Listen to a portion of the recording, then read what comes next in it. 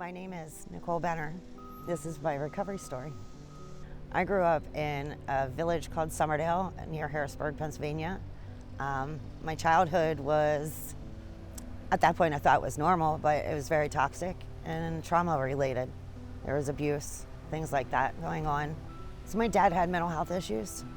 I remember when him and my mom separated, he had to go inpatient for 14 days.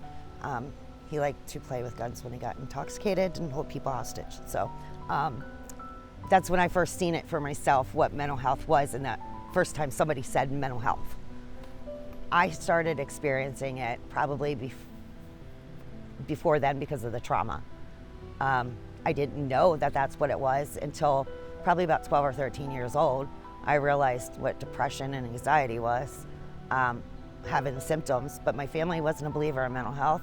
So you couldn't say that's what it was, you just dealt with it and moved on.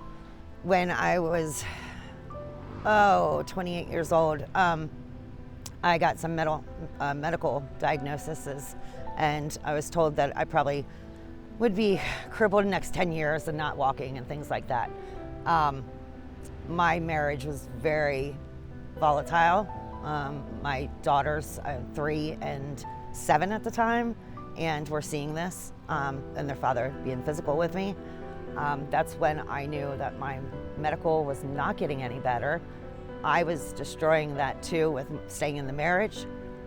The children were there and they were seeing this, and I didn't want that future for them. And I knew that I had to do something. When I separated from him, I was the only caretaker. I had to work on myself mentally and physically. I had to go in and do a lot of physical therapy, as well as mentally prepare myself for the journey taking place. I wasn't in a healthy state, but I didn't have nobody to help with the kids either. So I just, while they were at school, that's all I did was work on myself until, well, always. I never stopped, and I never will, because with mental health, you can't stop. You always have to be looking at it and seeing what's happening and what's coming up. But that's what fueled that inner part of knowing that they're going to have me to look up to, and I got to show them something. What is a strong woman going to look like in their eyes? Not wanting them to follow the same steps of my mom and myself and my sister and probably my grandma and great grandma, and all the things that they've gone through. I wanted to break that cycle with them. I didn't want to see them in that kind of relationship or live that kind of life, and knew that I had a lot to work on to do that part of myself. So every time I think I'm here, something else shows up and I'm like, oh wow, no, I got this more to go. So that being said, I was in services again, and I kept continuing to go on and push myself, working on myself, self-help books at home.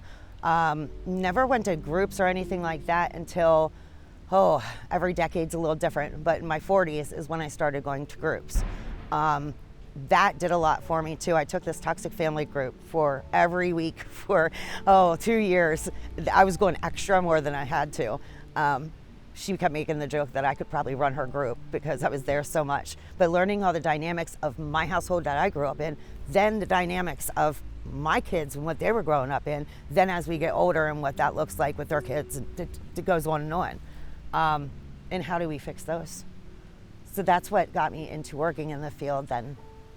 Then I realized there's other parts. I started in drugs and alcohol. Then I was working as a peer specialist for that and running, I started working program, warm handoff program. I lost my son to addiction. That pushed me into working more, and I was probably working 80 hours a week. It fueled my passion. Just kept going from there. Then I realized, wow, I didn't deal with my grief.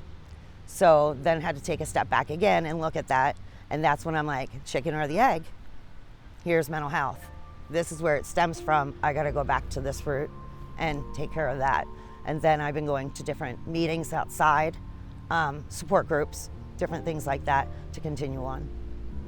The impact that I wanna make is to know, for people to know that they don't have to be alone. They're not in this alone. There is help out there. That the more that I'm talking to other people and they're getting well, and as a supervisor, that's why I became a supervisor, was so that I could touch other people, that they could mentor that many more people. I could be a CPS or a CRS, but I can only help so many people with my caseload of that, where if I'm helping this many CPSs or CRSs, then they can help that many more people. There's so many people out here going without services and not receiving help and don't know that they can, or feel like there's nothing out there that can help them. And I'm just hoping that we get out there to tell people that there is help and they can get better.